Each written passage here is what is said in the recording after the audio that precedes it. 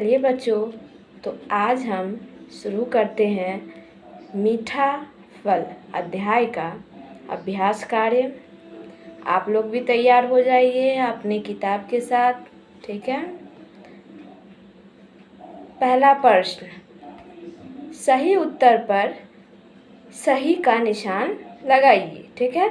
यहाँ पे ऑप्शन 4 दिए होंगे और आपको सही निशान लगाना है। पहला है, एक धनी व्यक्ति था, कंजूस, मूर्ख, लालची या दयालु। सही जवाब दयालु, ठीक है।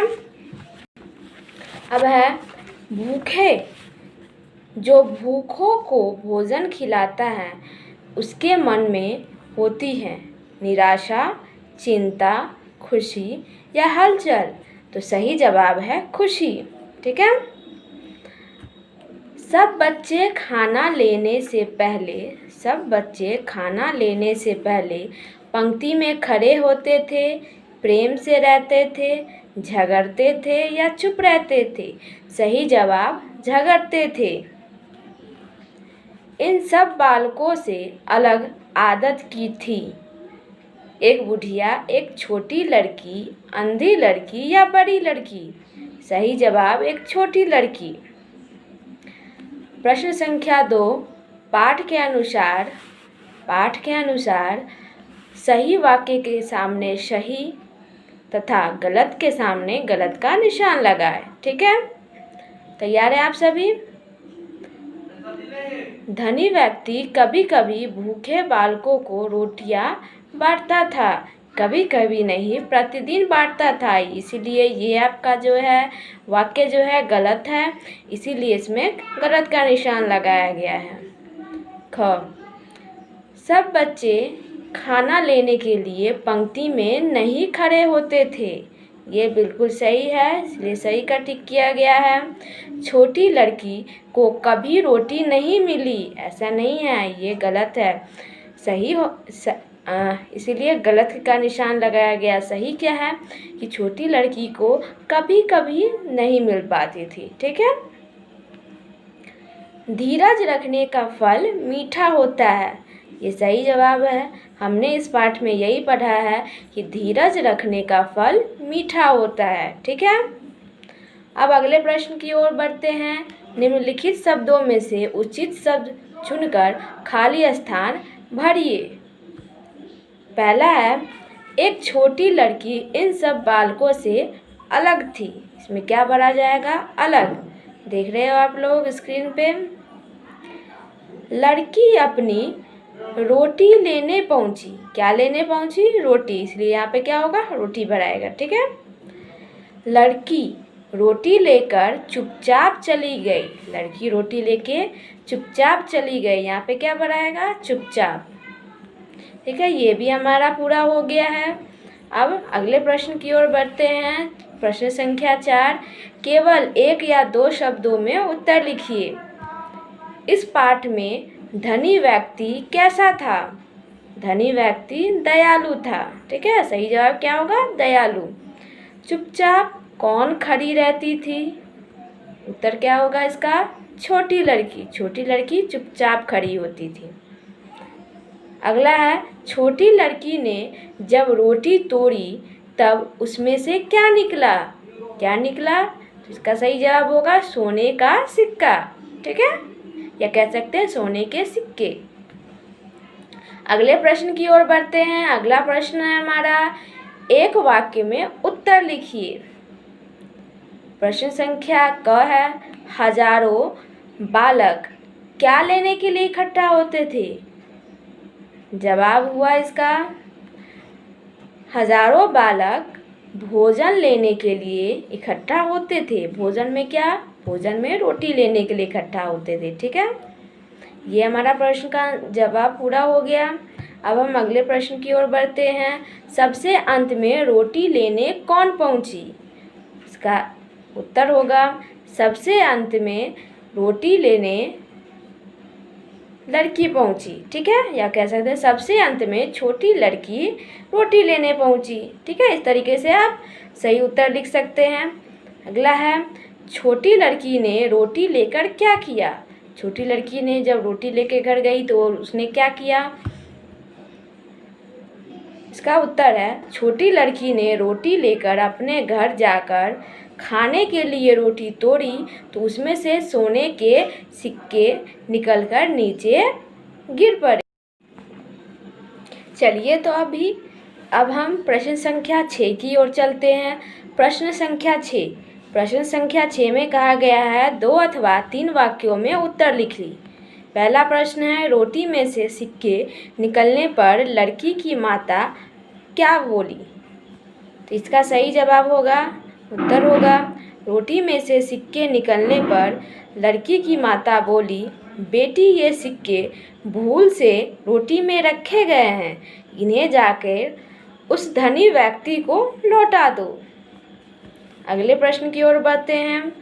प्रश्न संख्या ख, सिक्के वापस करने गई लड़की से धनी व्यक्ति ने क्या कहा? तो इसका उत्तर होगा, सिक्के वापस करने गई लड़की से धनी व्यक्ति ने कहा, बेटी तुम सब बच्चों से अच्छी हो, तुमने रोटी के लिए कभी शोर नहीं किया, जल्दी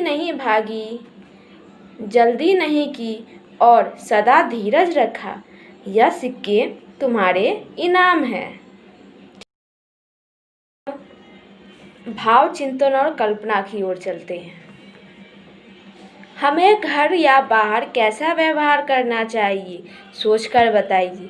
हमें कैसा व्यवहार करना चाहिए, ये आप सभी को भी पता है कि हमें किस तरीके का व्यवहार करना चाहिए।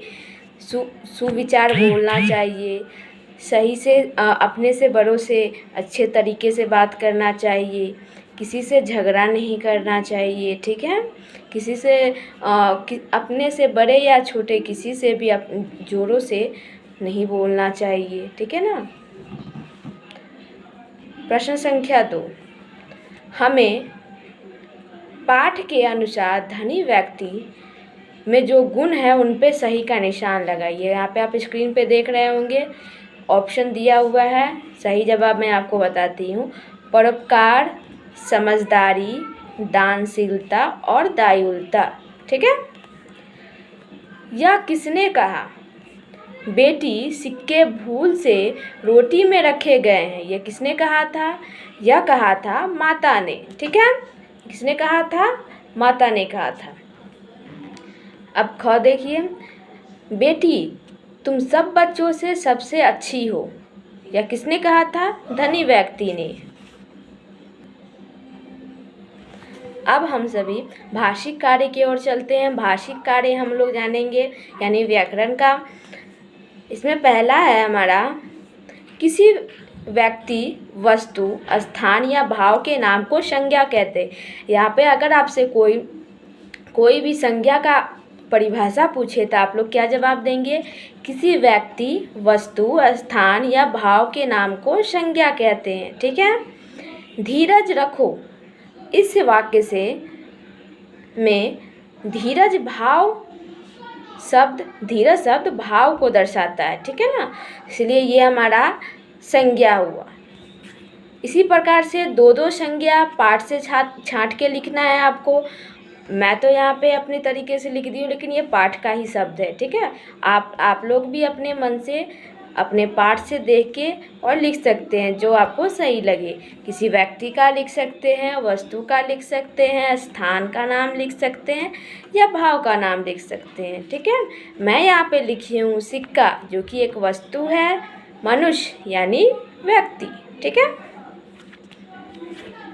अब हम आगे की ओर चलते हैं। आगे क्या है जरा ध्यान से देख लीजिए। अधूरे शब्दों को दिए गए अक्षरों की सहायता से पूरा कीजिए। यह शब्द तो लिखा गया है लेकिन उसमें से एक अक्षर नहीं लिखे गए हैं। यहाँ पे आपको एक अक्षर लिख के पूरा करना है इस शब्द को। जैसे यहाँ पे है दयालु, ठीक है ना, यह आ की मात्रा यानी या जो है यहाँ पे भरा गया है। बालको यहाँ भरा गया है बा, लड़की यहाँ पे भरा गया है र, और आगे है यहाँ पे मीठा, ठीक है। ये हमने भर दिया है, आप लोग भी अपने किताब में ज़रूर भर ले, लिख लें। समझिए और लिखिए, समझिए और लिखिए।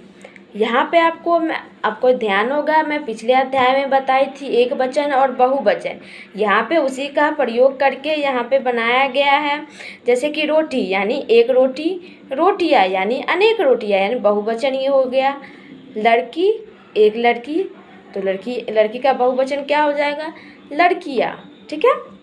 अब है सिक्का, एक वचन यानी एक सिक्का, सिक्के यानी अनेक सिक्के, बच्चा यानी एक बच्चा, बच्चे यानी अनेक बच्चे। ठीक है, समझ में आ गया आप सभी को। अब हम आगे की ओर चलते हैं, प्रश्न संख्या 4। ठीक है ना। प्रश्न संख्या 4 कह रहा है, एक दूसरे के उल्टे अर्थ वाले शब्दों का उचित मिलान कीजिए। यानी उल्टे अर्थ वाले शब्द यानी विलोम शब्द। विलोम शब्द भी आप लोग पढ़ चुके हैं। जैसे यहाँ पे है दिया हुआ सुख, सुख का क्या होगा विलोम शब्द? दुख। धनी का विलोम शब्द निर्धन, छोटी का बड़ी। ठीक है। इसी तरीके से हमारा ये अध्याय भी कंप्लीट हो गया यानी पूरा हो गया। आशा करती हूँ आप सभी को समझ में आया होगा और इस अध्याय का अभ्यास करते रहे ताकि आपको इस अध्याय के सारे प्रश्न याद हो जाए। ठीक है। धन्यवाद।